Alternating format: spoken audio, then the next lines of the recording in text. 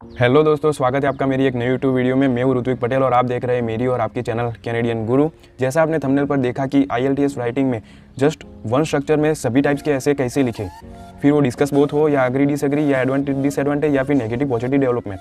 क्योंकि जब मैं प्रिपरेशन कर रहा था तब मैंने भी कई सारे डिफरेंट टाइप्स ऐसे स्ट्रक्चर लिए हुए थे, पर मैंने सभी को कंबाइन करके एक ऐसे स्ट्रक्चर बनाया हुआ है जो आप यूज़ कर सकते हो। एंड मुझे लगता है 6 बैंड के लिए इससे अच्छा स्ट्रक्चर आपको कहीं और नहीं मिलेगा, तो बने रहिए एंड तक। ओके सो गाइज हम स्टार्ट करते हैं इंट्रोडक्शन के साथ।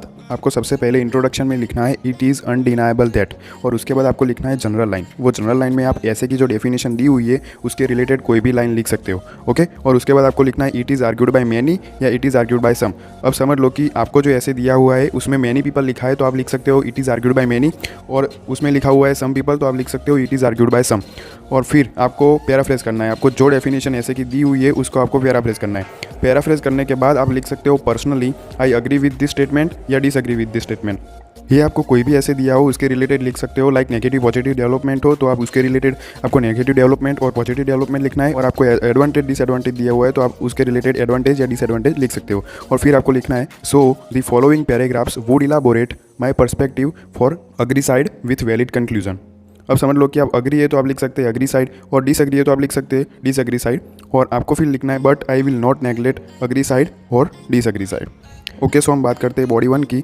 बॉडी 1 का आपको स्टार्टअप करना है to begin with the aspect Y. Y के बाद आपको जो आपको ऐसे की डेफिनेशन दी हुई है, अब समझ लो कि आप अग्री साइड हो तो आपको अग्री साइड का रीज़न लिखना है। यहाँ पर अग्री साइड का आपको रीज़न लिखना है, और उसके बाद आपको लिखना है this parameter come up with several arguments, the first and foremost is that. उसके बाद आपको कोई भी स्ट्रॉन्ग पॉइंट अग्री साइड का लिखना है। फिर वो स्ट्रॉन्ग पॉइंट लिखने के बाद आपको उसे इलाबोरेट करना है। इलाबोरेट करने के बाद आपको जब सेकंड पॉइंट लिखना हो तो आप लिख सकते हो सेकेंडली। सेकेंडली लिखने के बाद जब आपको समझ लो कि उसका रिजल्ट दिखाना है तो आप बोल सकते हो एज अ रिजल्ट करके आप उसे भी इलाबोरेट कर सकते हो। और उसके बाद आपको थर्ड पॉइंट लिखना है तो आप लिख सकते हो थर्डली, और उसके बाद आपको वो इलाबोरेट करना है। एंड आफ्टर आपको लास्ट में लिखना है फॉर एग्जाम्पल। फॉर एग्जाम्पल करके जब आप एग्जाम्पल देते हो तब आपका बॉडी 1 कंप्लीट होता है। ओके सो गाइज हम बात करते हैं बॉडी 2 की। बॉडी 2 में आपको लिखना है in paradox to this there are few attributes which drive me to consider the second factor. और उसके बाद आपको जो बॉडी 1 में आप अग्री साइड्स के पॉइंट लिखे हुए हैं तो यहाँ पर आपको लिखना है डिसएग्री साइड्स के 1 और 2 पॉइंट। मैं बोलूँ तो 1 और 2 पॉइंट इनफ है बॉडी 2 के लिए, उससे ज़्यादा मत लिखो। फिर आप सेकंड पॉइंट लिखने के लिए लिख सकते हो मोरेवर, और एग्जाम्पल देने के लिए आप लिख सकते हो for instance. Okay so guys हम बात करते हैं कंक्लूजन की। कंक्लूजन का स्टार्टअप आप कर सकते हैं by the way of conclusion या फिर इन कंक्लूजन।